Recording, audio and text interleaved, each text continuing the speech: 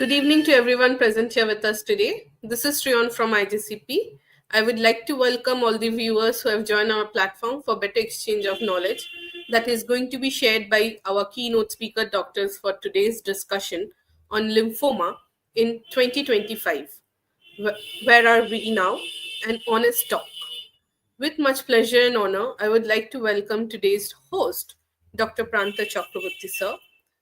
Welcome, sir, at our forum. Let me share some insight with you of Sir. Sir is an ex-professor and head of the Department of Hematology at NRS Medical College, Kolkata, consultant hematologist at Zoho Corporation, Tenkasi. Now, without any further delay, I would like to welcome Sir again at our forum and would like to hand over the session to him. Over to you, sir. Yeah, so hi everyone. On Lymphoma Awareness Day, every year we have a theme. And this year the theme is honest talk. I don't know whether it means that we were not being honest enough, but I think we are always honest and we try to discuss. But the fact is that knowledge is expanding at such a level. So at one end you have CAR T, bispecific antibodies, cellular therapies, and at another end, late diagnosis, misdiagnosis with antitubercular drugs, and not doing a proper biopsy, people not being able to access the optimal treatment. These all remain. So today we thought we'll have an honest talk amongst ourselves and with you. And for that, I would like to invite my panelists. First, Professor Prabhash Mishra, who is at Amrita Hospital, Faridabad. He's the program head of cellular therapy, myeloid cancers. And I think that we will enjoy it. Secondly, I would like to invite Dr. Kishore Kumar down south with me, who is a senior hemato-oncologist and bone marrow transplant physician and CAR T cell therapy in charge at Neoth International Hospital, Chennai. Welcome, Kishore. Now, I would like to invite Dr. Gullin Oberoi, who is there as a senior consultant hematologist at Medanta Medicity, Gurugram. Welcome, Gurleen. And we are expecting Dr. Mukul Agarwal, Associate Professor, Clinical Hematology at AIIMS New Delhi, to join us. So, without further ado, I think we'll start off at this point of time. And my first question, as always, would be with the diagnosis. So, Dr. Gullin, I would like to ask you, in 2025, if you look back, say 10 years, what has the change been and how has it benefited the diagnosis of lymphoma? And, secondarily, that has also led to improvement of the treatment. So, over to you, Gullin. Your thoughts.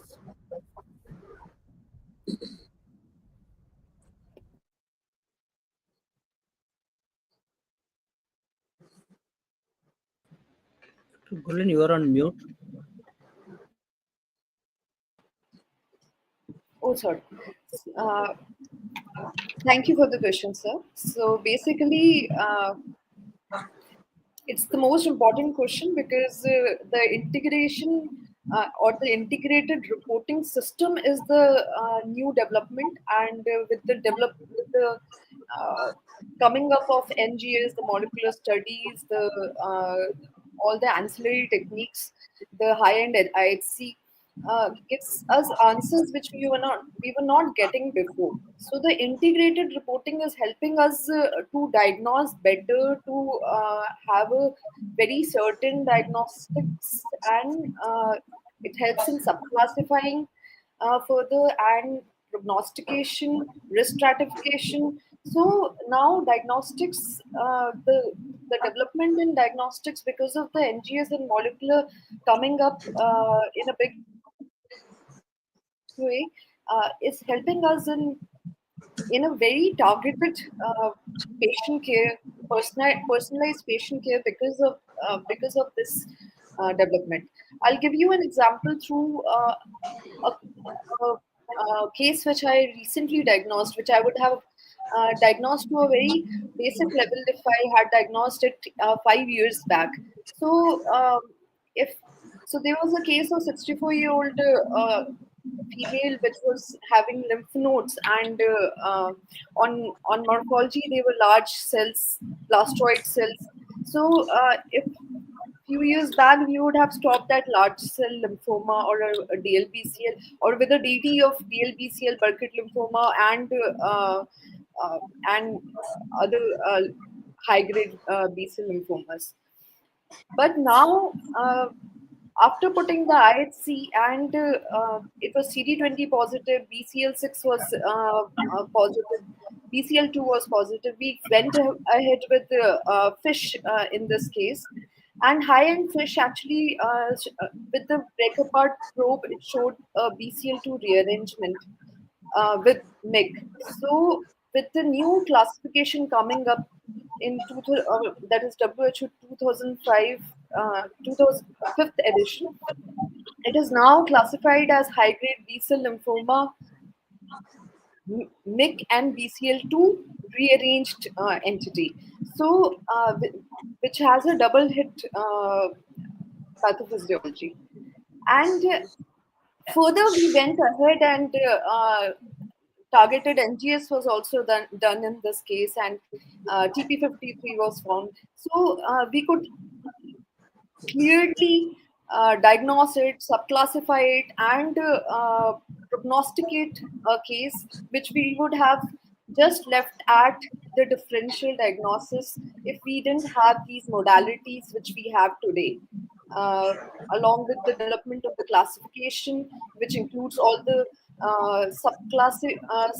subtypes on the basis of the molecular findings, and there is in WHO specifically there is a clear cut criteria is now defined as essential and desirable, which gives a lot of clarity and reduces the pathologist differences also, because the categorization and the criterias are they are trying to keep them clearly now. I think we lost Dr. Pranthas due to network issues. Dr. Gulan, I'll take up a kind of a follow-up question. I'll be backing up for sir. Yeah. Like, to be more frank, when we are learning more and more into the dissecting out more and more into the cellular level of diagnosis, being a practicing pathologist with a heavy experience, how the clinicians are taking it. So, is it really kind of, to be more frank, as a clinical point of view, my simplest questions remain: is it a Hodgkin or non-Hodgkin? Then when it goes into non-Hodgkin, I'll be worried about a B or a T, and then kind of I'm worried about, because I've got some drugs which are available in the country right now. So naturally, I'm going to be worried about certain parameters. And even Off late, there are a lot of talks about gray zone, dark zones, and things like that, which sometimes from the clinical perspective, it's a bit confusing to us. It's quite exciting because that is where the basic research starts and new drugs starts developing from there. So when you're really liaising with the clinicians, how you find that clinicians are taking it, taking this newer way of, I can't say newer way, a more elaborate way of diagnosis, how it is patching up with the clinicians, your practical experience on that. I think this whole information is still maturing, because there's a lot of information which is coming in, a lot of classification, but this can be a starting point for the improvement of the therapy. And I agree in our Indian setup, because of the differences and the variability of the presence of all the facilities of NGS and everything, and even on the therapy side, we have constraints of using some drugs, and even the information which has come up in a big way, and how much of it is translated in the in the therapy part. I think it is still a maturing subject, because uh, it always starts from the pathology and then the diagnostics, and then the therapy part is taken forward on this foundation which we are building, I think. And one more thing, Dr. Gulin, like, we are talking on a national forum where there are a lot of people from all parts of India. Yeah. If you really look at it, so from the basic centers to the advanced diagnosing, the good thing about India is I think it's all possible in our country. That is one thing which we have to be honest about. Yes, India has, the Professor Amartya Sen says it has packets of California and sub-Saharan Africa. So there are California packets where everything is done and possible, and there is a sub-Saharan Africa where I find that still morphology is kind of going to hold good to make a diagnosis. Or do you think that the morphology is becoming absolute, or is it still there is a important role out there? How the new age pathologists are kind of getting onto it? I think morphology can never become obsolete. It will always be foundational and fundamental. So it will be a starting point for us to decide all the differentials and to start the follow-up testing. So if we directly like jump on some ancillary test, if we suppose that if we are not considering morphology and directly going there, the correlation is required, and that will be the wastage of time and a lot of resources. So I think morphology is the foundational, and it's the morphology tells us differential, separates the molecular test, the further testing. It is the first step to the diagnosis, so it will never be obsolete. Understood. And sir, I'll take the last question and then I'll hand it over to you, Prantha sir. Prantha sir is back on Yeah, track. yeah, no problem. Yeah. No problem. Still, you have worked in multiple settings, say right from a government setting to a corporate setting. What do you think, from the basic clinician point of view, is the biggest pitfall in kind of making a diagnosis of lymphoma? Like people still practicing FNACs or sometimes targeted needle biopsies, where we know that our entire architecture is something which really is very important to make a proper diagnosis. Do you still face such challenges, Dr. Gullin, or what do you think is a major diagnostic pitfall we have in our country right now?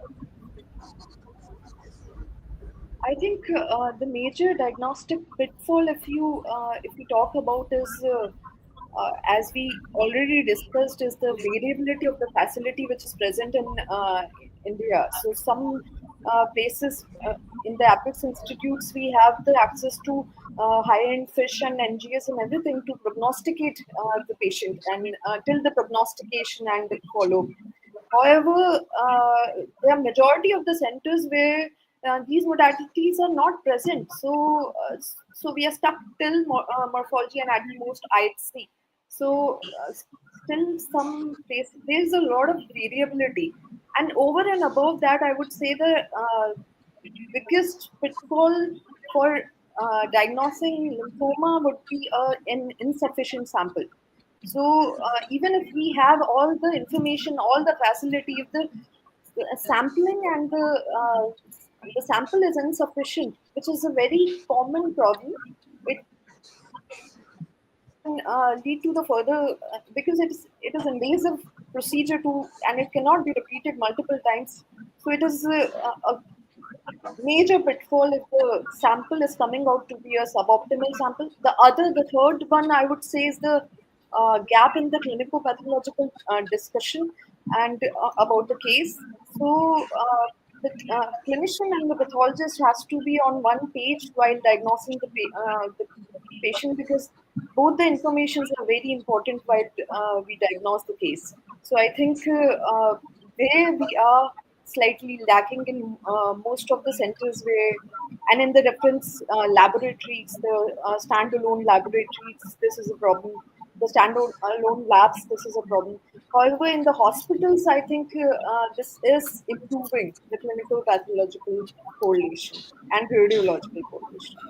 Just a very basic question on the sample processing and things like that. Say, for example, immediately I'm not in a situation to send the full blown NGS and maybe the testings which are in the what to say, the WHO 2022 classification. So, what will be your advice to the primary level setups where, say, I do a biopsy, I got a tissue block for immunohistochemistry? Is there anything else I So should be kind of doing it simultaneously so that I can inform my surgeons to at least get it done with me and store it with me, and later if needed the responses are not great, will that be of some use, Dr. Bullet? How these tests are done, just a basic. yeah. So, so I would say that for that purpose, even a block we can do the test out of it. So that is one thing. But if at all anything else should be done, then the tissues DNA extraction can be done, and that can be saved for further testing or future testing. Understood. But Prantha sir, over to you. So you are on mute, sir.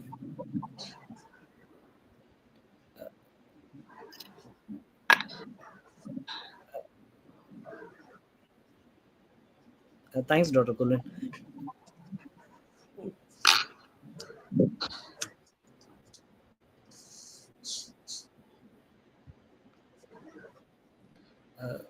I think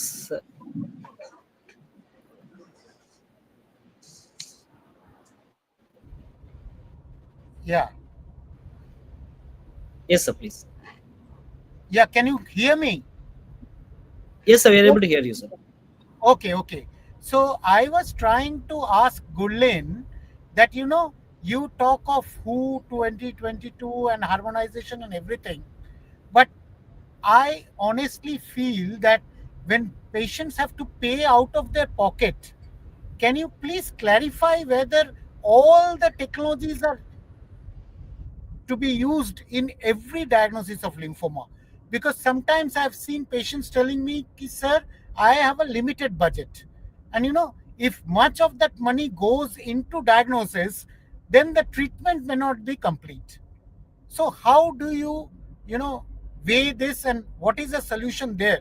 Because we are also having an honest talk regarding access. So what is to be done in such situations? So I would suggest that if that is the case where the patient is clearly saying that I can't afford and I have limited budget, I would suggest for such a case, especially when Dr. Kishore asked me the importance of morphology, then comes. So they the morphology helps us to to actually I would say shorten our differential to few differentials. Like if there is morphological indication that it is most likely having cleaving and all, the cells are having cleaving and all, and it's looks like mantle, I will go for a targeted one probe fish panel for that particular lymphoma. So uh, it doesn't seem to be very apt to do it, but for the practical purposes for that very patient, using the morphology and IHC, we can decide on one or two probes and do a limited ancillary testing to have some answers and to help our clinicians to decide on the therapy. Yeah, thank you. But I think what we all have to understand is that it's not only about Hodgkin and non-Hodgkin, it has gone beyond that. Professor Armitage used to say there are three facts in life. One is you will die, the second is you will always pay taxes, and the third is the classification of non-Hodgkin lymphoma will keep on changing. So we have faced it. I think it will again change. But the message is that basic immunohistochemistry and basic targeted, when there are targets which help in the diagnosis, they can be done. Thank you so much, Gurlin. So now I would ask Dr. Prabhash, so that we can see him, that in this era, where you have one side monoclonals, targeted therapy, small molecules, CAR T, and other cellular therapies, are we trying to sometimes overtreat, or are we sometimes trying such therapies? We are a bit confused because of the cafeteria choice. Yeah, Prabhash. so it was rather easy, before. All you had was CHOP, and maximum to maximum, you could then add rituximab at one point of time. And then afterwards, of course, all that you had was R-CHOP, whatever Dr. Gurlin might diagnose, but you would have to give anyway R-CHOP, or you need to give bendamustine rituximab. All that was the only difference that you had. But now, of course, you Yeah. have all these wonderful drugs. Now, just to take example of Poliv or polatuzumab.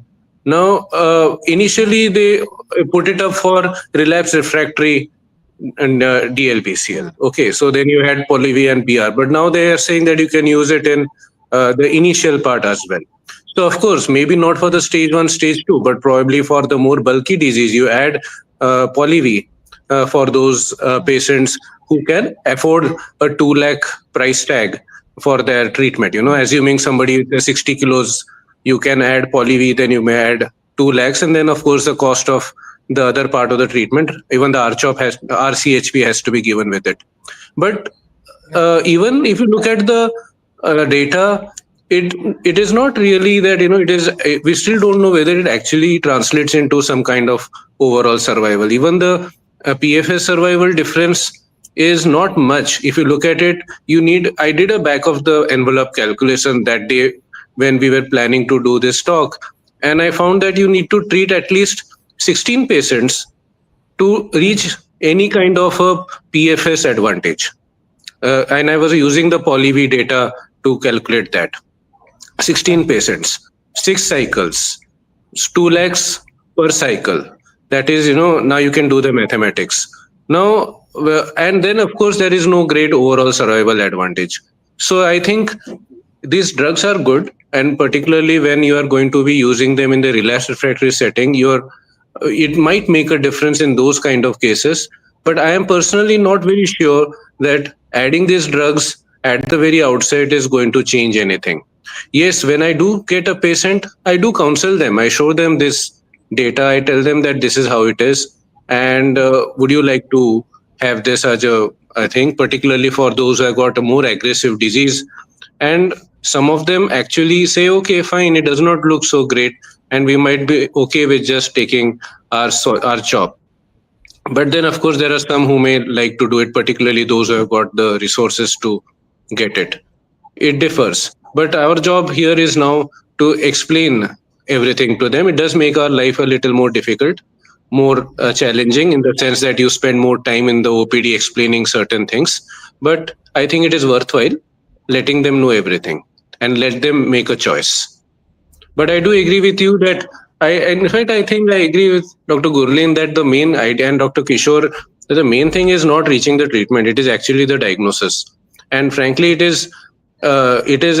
might be worthwhile to spend as much money as possible to get a correct diagnosis. I have seen so many times there are diagnosis just changes from non-Hodgkin's lymphoma to sarcoid, or you have somebody is diagnosed Burkitt's lymphoma. We have one patient right now, and that is now DLBCL.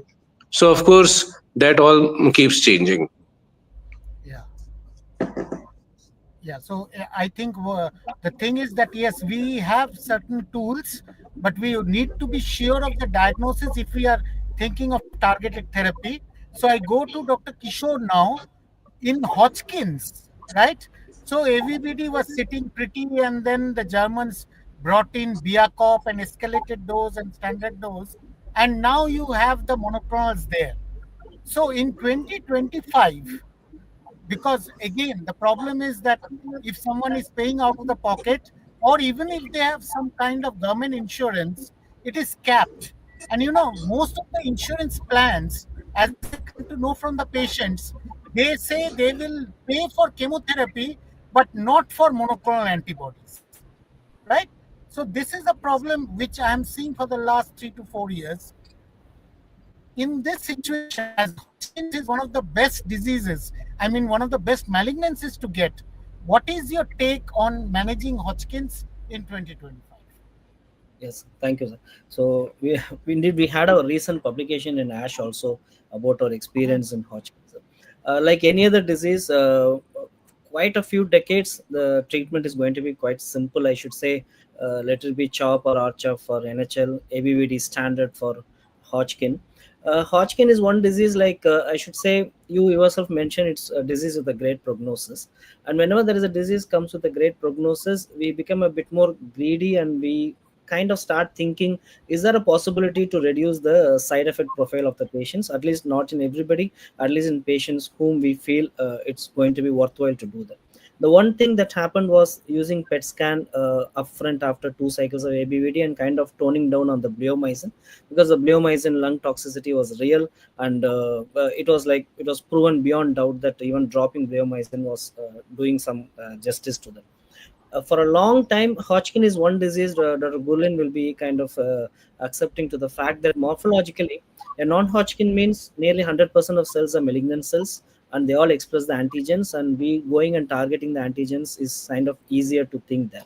But in Hodgkin's classical, which is the commonest diagnosis, the predominant part of the node is going to be a kind of a reactive milieu or microenvironment, and even finding out a proper targetable cell, Hodgkin cell itself, sometimes becomes a difficulty. That's the reason many do an FNAC and they see a granuloma, start an ATT, and then come back later, etc. So maybe this was the reason the sheer number of malignant cells itself was kind of low enough that the targeted therapy concept in Hodgkin it took a long time. Even it was lagging behind with respect to non-Hodgkin. And the other thing was the good prognosis. So we were kind of thinking, more than thinking, are we going to change the prognosis? Suddenly people started thinking about, is there a possibility to go totally chemo free? That is, say for example, in CML we are doing chemotherapy. Now nobody even talks about a transplant or chemotherapy unless TKIs are failing. So from the patient perspective, people have been slowly moving towards making things simpler, at the same time costlier, I should say. So then came the typical anti-CD30 brentuximab into the picture, with the combination of, they weren't ready to do it all alone, so they wanted to combine it with AVD, and they started showing some data. And suddenly from 20 post COVID, with a surge of PD1s in solid organ cancers, they started using it right and left in many cancers. And there came the data from nivolumab and pembrolizumab in Hodgkin specifically. So at this point, sir, if you really look at it, yes, the push from the West is being to kind of consider these drugs upfront along with a bit of AVD. But if you really look at a very classical box standard Hodgkin, the calculation of 7 is what we talk to the patients. 70 to 80% long-term survival is still a possibility. Pravasa did mention about the adding newer drugs. Will they really kind of in the long run going to make a big difference in the OS and PFS? That point, it needs our own local data to be produced. But in the other way around, if I look at it, somehow our experience with all these drugs have been in the relapsed refractory setting, especially in a tertiary center when we are working, when you start getting these cases who have not responded well to ABVD, or maybe the interim PET was not that great. So beyond kind of doubt, I should say that these newer drugs do work. Yes, especially in the relapsed refractory setting. That is how it generally or naturally gets pushed into the frontline setting. If you ask me today, practically speaking, I do talk about these drugs when the patient comes in, because from the patient perspective also, chat GPT and Google have made their life simple, made our life tough. I should say, it is not that maybe I'm not legally correct not to give these points to the patients, but if they really ask me about my practical experience in the upfront treatment, I'm a bit skeptical about it. It is not that I'm kind of pushy towards adding up these agents, because a country like India, yes, I do understand the first chance is the best chance the patient gets. But in a disease like Hodgkin, I still feel box standard ABVD, then followed by AVD, as in classical cases. Naturally, there are some cases where, like Dr. Pravas was mentioning about poly in high tumor load burden cases, etc., etc. But naturally, the patient has got some specific side effect profile, or not going to withstand chemotherapy, and things like that. We do consider, and those drugs do work. But is it a standard of care at this point in time? Yeah, logistics does play a role with me. It's not that right and left I'm kind of prescribing to everybody, but the data looks really great.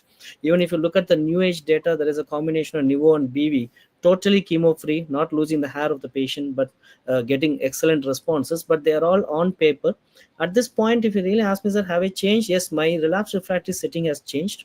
I kind of use these drugs quite frequently there and get them an autograft, do some maintenance, or even if they post autograft with the relapse, get on to any of these drugs which are now not used before, and get them to an allograft also.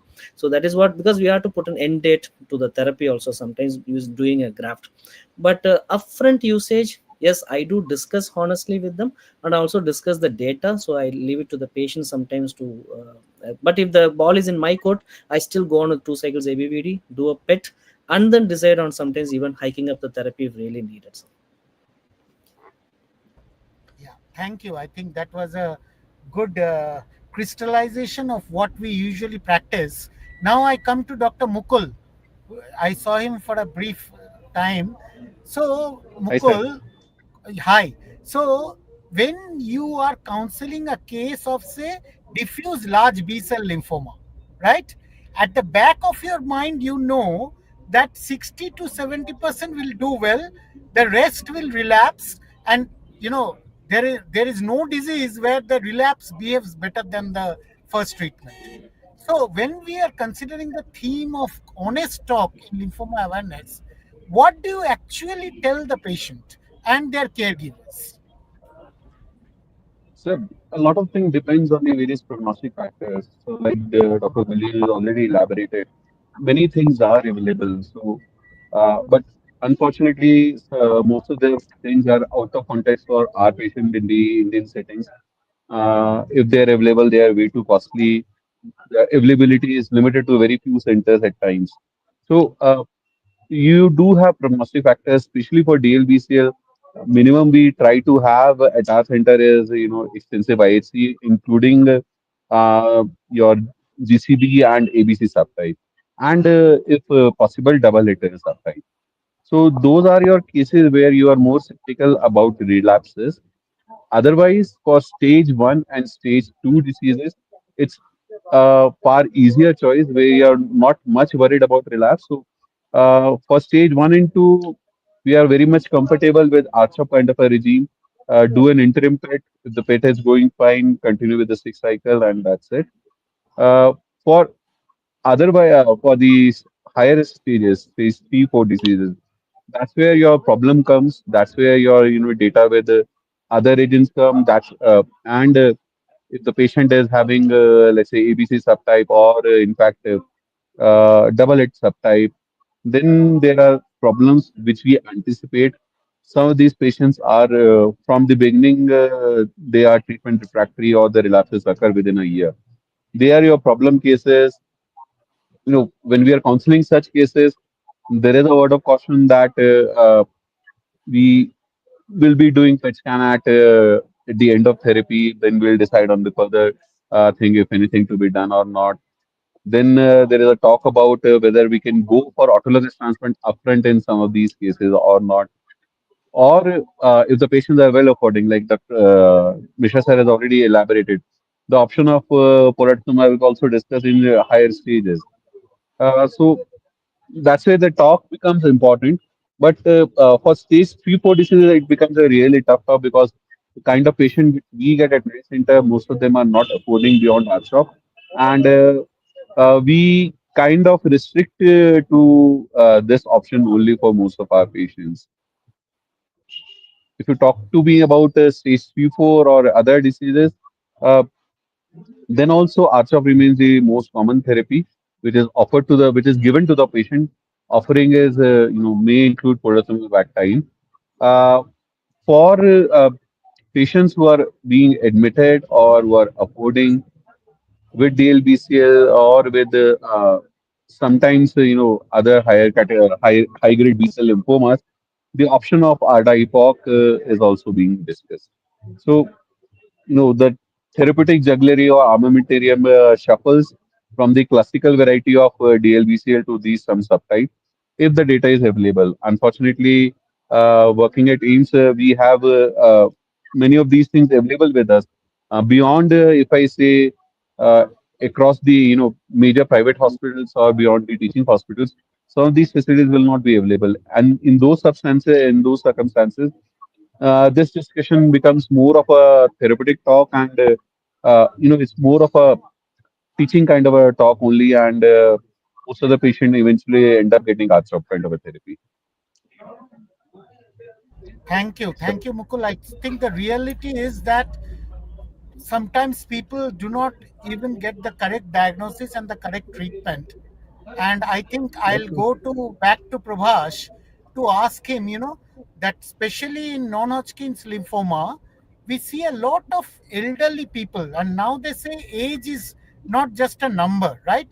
And so there are frailty indexes and all, but you cannot calculate everything sitting there and obviously when the patient load is high, so sometimes people feel, and that is known as the California syndrome, that as was rightly pointed by Kishore also, that chat gpt, Gemini, all are sitting there, that people want the best for their relatives, maybe their parents, but the frailty and the other comorbidities actually hamper delivery of so-called the standard of care. So how do you balance it, Prabhash? That's an important question. And yes, of course, this becomes a very thoughtful discussion, particularly when you are having somebody who is 65 plus. I will not talk about 60 to 65. Some of them can be fit enough to get standard RCHOP even, or any kind of therapy that you would like to give them. But I'm talking about the older patient. And it is important, even though it takes time, it is important to spend some time on enumerating their frailty and actually making an objective record of it, because like you mentioned, their relatives want the best for them, but at the same time it is our responsibility to show them that this person is frail. Quite often they don't realize this, that this person is not just diabetic, not just well controlled hypertensive, but also has these issues. We I started generally with asking what he does all through the day, how much of the time does he actually stay up, whether he goes to the nearby market. And at the end of that 15-20 minutes, we suddenly realize that this person is actually rather frail. And that helps me make some kind of a discussion as to whether we should actually give them more intensive therapy or something lesser. Even coming to the newer therapies, we have had patients. I mean, it's not just just giving one, adding poly or taking glofitamab or something like that, but many of these patients actually have CMV reactivations. We see CMV reactivations even in patients who are getting some of the newer molecules quite often, and they also present in very severe forms. Sometimes, since we don't actually think of CMV, we end up we have ended up diagnosing them later in the earlier stages when we were using these drugs.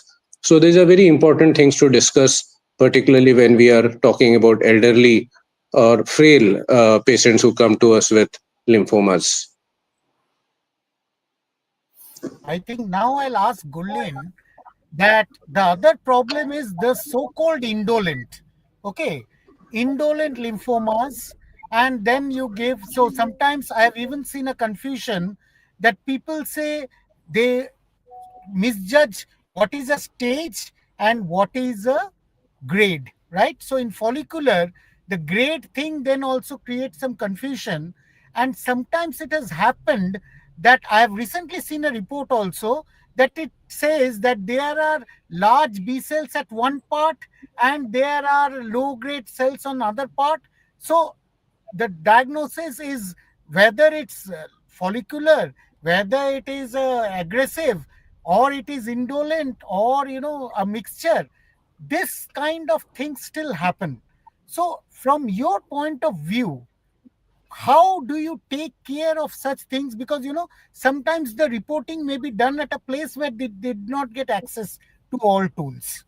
But we as clinicians, when we are not happy with the diagnosis, we are very skeptical of starting something. So over to you, Gullin. Yes, sir. So I think this variability of diagnosis, which happens because of the uh, the perceiving of these variable cells which are there. So they are now WHO fifth edition actually defines these category very clearly. If there is this percentage of the cell, then only you categorize it into that, and it is it is of paramount importance if you are saying that they are blastoid cells which are there, or there's a area of diffuse. So the architecture has to be explained so that the person who is reading the report is able to visualize it, is what we always say. So so that they have an understanding. So when there's a follicular distribution and a part of it is diffuse and all, the how much percentage should be mentioned in the report for the clinicians to have an idea and to conclude whether to consider them as DLBCL or which grade of follicular lymphoma. So at this for this, I would say it is the responsibility of us pathologists to give that information in our report, that the not just that the presence of those cells are there, or they or few, or we should actually quantify those cells and grade them for making it more clear for the clinicians to conclude anything out of such information which is given. Right. I think because sometimes KI67, it is mentioned, and then people say, and sometimes what happens is, it shouldn't happen, but it happens that two samples are sent to do different places, right? So the other Yes, sir. day there was a physician who came to me and said one says KI67 is 2 to 3%, the other says it's 30 to 35%, right? So I, I, I always talk to the colleagues who report it, but can you give us certain tips as to, sometimes, obviously, if we don't understand something, we should talk to the pathologist. But because there are clinicians, it might be like we have decided something, but we have sent them near to their homes for the treatment. So, any tips on how to get through all these things? Because as you're getting newer tools and you're reporting these things, sometimes we feel a bit insecure in interpreting them. So this inter-observer variability which happens in, as we are talking about KI67, uh, so first of all, it should always be reported by two pathologists. Anything should be reported by two pathologists in any center, so that there is some concordance. They can actually discuss it and report it. And when you talk about new tools to address this variability and discrepancy, we have now AI tools which need standardization, but still validation is going on. So these AI tools can actually capture those areas and quantify these proliferative indices with quite uh, uh, high precision, and that can be again rechecked, reconfirmed by the pathologist. So this can be a way forward. This can be a solution to this issue, but not to the remote areas still. But we can adapt in near future something like this to address the variability in something as important as KI67. Thank you. Now I go to Kishore once again. Kishore, what has changed in the last 5 years which will remain as the standard, we call them, say, game changers in the next 5 years, both in Hodgkin and non-Hodgkin? Sorry, sir. Just come again because we lost you in between. I was not able to Yeah, hear you yeah, yeah, clearly. yeah. I know. Sorry. So I was telling that a lot of new things have happened in the therapy, right? Even CAR T Yes. has come in. So then you have certain directed and all those things which are there. Now, what do you think 5 years from now will, say, this bispecific and CAR T, this other therapies will come in and replace these therapies? What do you think? Dr. Bulin, are you able to hear me? So, I think we lost Dr. yeah, yeah. I think Panther in between. So anyway, Dr. answer the question. Yeah, Dr. yeah, sir. Kishore, you can continue with the question. I think he was asking 5 years Sir, I down can the answer. line, which is the game change? What are the game changes? Okay, sir. Thank you.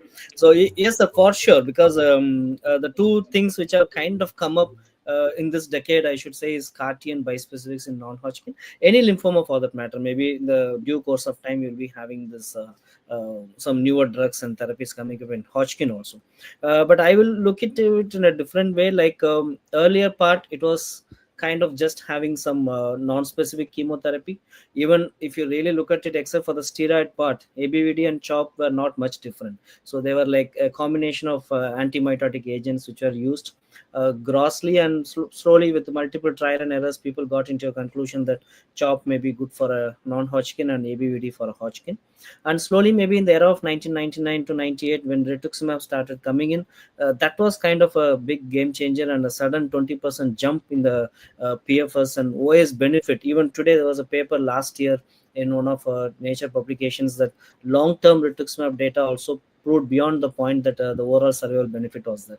So that was a technology on its own. Immunotherapy was a technology on its own, and suddenly we started having newer immunotherapeutics like the targeted agents, which are brentuximab in Hodgkin. We have got even obinutuzumab and things like that, which are more tighter antibodies to anti-CD20. We have got polatuzumab for CD79. So as such, it was a technology, and when the technology is moving forward, then we have got these two kind of I should say, more than specific drugs, I will look at them like a cellular therapy technology on one side, and kind of getting back our own immune system to attack the cancer cells, or improving the immune surveillance by using this newer group of drugs which are bispecifics. So that way, if I want to look at it, yes, is it like that they have made a big game changer at this point in time? I can't grossly put it for each and every patient, but there has been a subgroup of patients who are really aggressive, and in them, to be more frank, at one point we would have kind of given up. We would have said that the patient is going to go more into a palliative care. Say I got a relapse case and I want to do an autologous transplant, but I'm not even able to get the patient into a decent remission to go and do a transplant. So those cases, a small amount of aggressive cases, this has really made a big difference. But in practical reality, they do come with their own shortcomings, I should say. Today, if I really want to talk about these therapies, it's not that I'm going to talk about immediately in first relapse and things like that. I think we are still going there. Of late, people have started even doing PET scan after 2 cycles in non-Hodgkin, and things are not great. Go on for a CAR T is what the West push is all about. But if you want to put it out, CAR T is a technology, but the drugs available are very different. I mean, the CAR T products available are very different, and we are too early in the spectrum of knowing how it is going to work in everybody. Practical expectation to my patients I put up is it's a 50% chance that a 1 year survival happens with these newer therapies, is what I openly put up to my patients. That is 1 and 2, it's going to work. But it doesn't come very easily. One is the financial aspect to it. In spite of having the world's cheapest CAR T, but still to a significant proportion of patients, it is one of the costliest treatments, that it is not that everybody is going to immediately access it.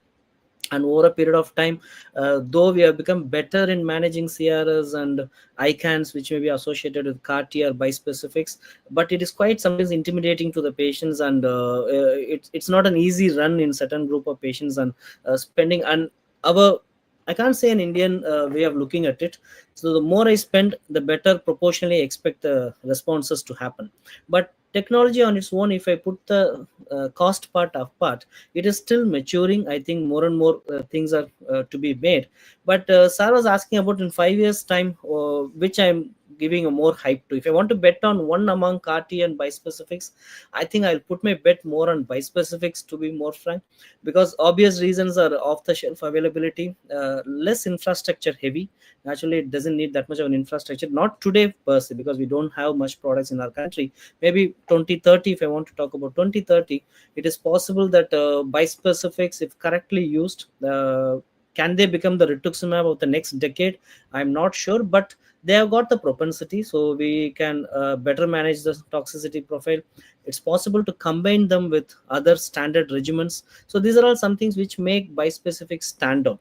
But can I say that CAR T is going to go away? Not like that. There will be a niche group of patients and centers where CAR T for sure will be helping us. But in all this spectrum, we are forgetting one thing. Even a consolidation autologous transplant or an allogenic transplant for Hodgkin, certain T cell NHLs, they still remain a standard of choice. I mean, it's not that that has totally gone away, and especially in a country like India, where sometimes transplants can be done at government centers with a reduced cost. And even the place where I practice, Tamil Nadu, transplant implants are covered under the insurance scheme for the common people.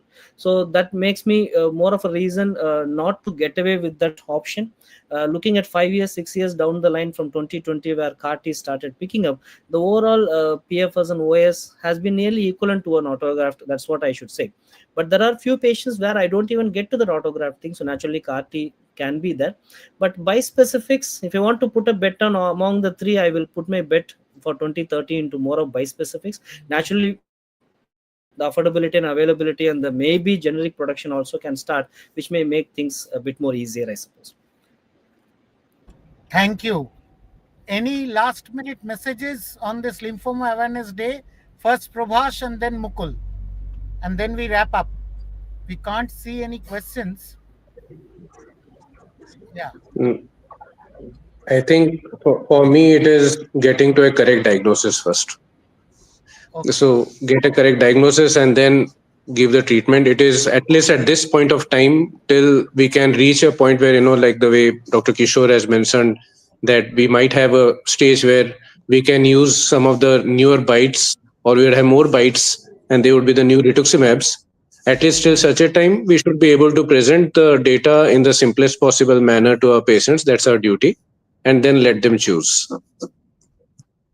Thank you. Mukul, the final words. So first and foremost, correct diagnosis. Second, discuss the comorbidities and severity with the patient in depth, like Dr. Bawaz said. Uh, Investigate for these comorbidities at your end. Don't be shy of using PET scans. So PET scan are a kind of a essential kind of an investigation for lymphoma management. Discuss the treatment options. Bites are there, rituximab has been there. If we don't discuss these options with our patients, probably we are doing a kind of disservice to our patients.